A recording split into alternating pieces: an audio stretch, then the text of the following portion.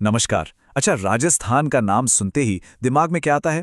ऊंट, बड़े बड़े किले और दूर दूर तक फैला हुआ रेत का समंदर, है ना? पर ये तो कहानी का सिर्फ एक हिस्सा है। आज हम राजस्थान के 5 ऐसे अलग अलग चेहरों को देखेंगे जो शायद आपको भी हैरान कर दे। चलिए शुरू करते हैं ये मजेदार सफर।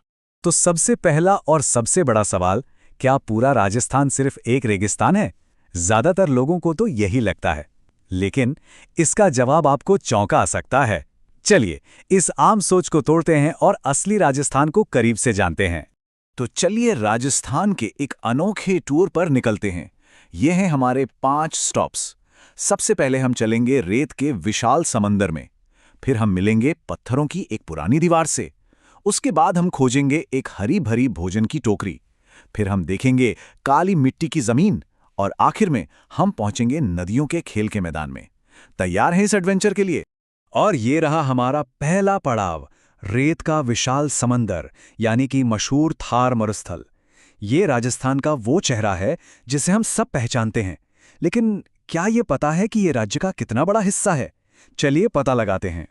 तो राजस्थान का कितना हिस्सा रेगिस्तान है, जरा इस चार्ट पर नजर डालिए। राज्य का 60% हिस्सा, अरे वाह, मतलब आधे से भी कहीं ज्यादा, सिर्फ और सिर्फ थार मरुस्थल है।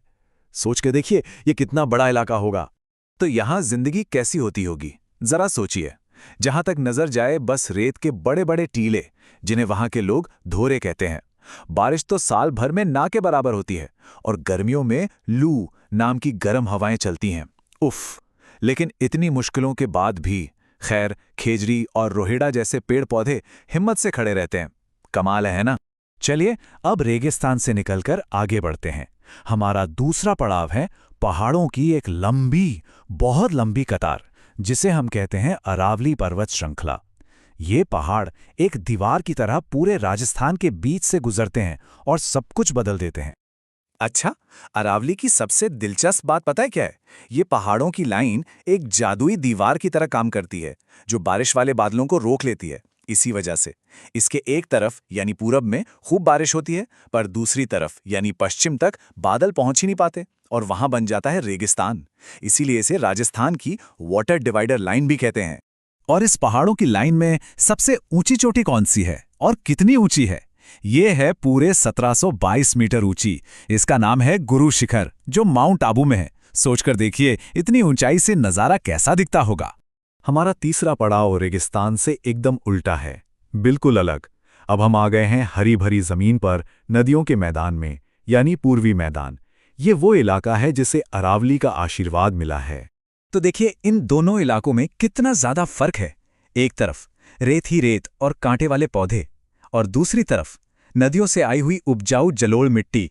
एक तरफ पानी की कमी तो दूसरी तरफ लहलहाती फसलें। अब समझ आया है कि ज्यादातर खेती इसी तरफ ही क्यों होती है।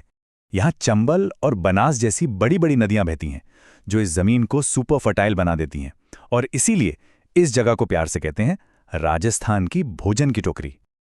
ओके, अब टाइम है हमारे चौथे पड़ाव का, और ये जगह भी बहुत ही अनोखी है। ये है एक पठार, यानी एक प्लेटो जो अपनी खास काली मिट्टी के लिए जाना जाता है। इसका नाम है हाड़ौती पठार। तो हाड़ौती पठार है क्या चीज? ये दक्षिण पूर्व राजस्थान की ऊंची समतल जमीन है। यहाँ की मिट्टी काली है और ये कॉटन यानी कपास की खेती के लिए एकदम परफेक्ट है। और सबसे हैरान करने वाली बात सुनिए, रेगिस्तान वाले राजस्थान में सबसे ज्यादा बारिश यहीं होती है ना सरप्राइजिंग? और इसी के साथ हम पहुंच गए हैं अपने टूर के आखिरी यानी 5वें पड़ाव पर। यह है माही नदी का घर, दक्षिणी मैदानी इलाका। ये इलाका छोटा जरूर है, पर इसकी अपनी एक अलग पहचान है। यहाँ के मौसम में थोड़ी नमी रहती है, मतलब ह्यूमिड क्लाइमेट। और ये भील जनजाति के लोगों का घर भी है, जिससे इस जगह का कल्चर बहुत रिच है। तो चलिए एकदम फटाफट पूरे सफर को रिवाइज करते हैं। पश्चिमी मरुस्थल मतलब धोरे और कम बारिश। अरावली रेंज मतलब पानी को बांटने वाली दीवार। पूर्वी मैदान यानी उपजाऊ जमीन और खेती। हाड़ौती पठार, काली मिट्टी और ढेर सारी बारिश। और दक्षिणी मैदान, माही नदी और आदिवासी कल्चर। देखा, एक ही राजस्थान के कितने अलग अलग चेहरे। तो इस पूरे सफर के बाद एक सवाल, राजस्थान का कौन सा रूप, कौन सा चेहरा सबसे ज्यादा हैरान कर गया? क्या वो सबसे ज्यादा बारिश वाला पठार था, या फिर वो हरा भरा भोजन की टोकरी वाला मैदान? सोचने वाली बात है।